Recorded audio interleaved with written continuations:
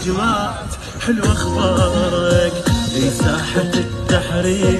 لما تناسب يبسلك يا عراق هاي انفاسنا يا ضوانا ودول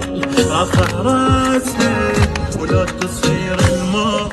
هم نختارك بين الجسر والساحة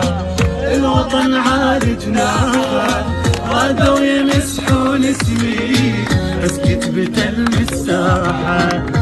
الشعب يبتسم وبكل جلال الأول وانا القفل عالغيرة وضيعوا مفتاحه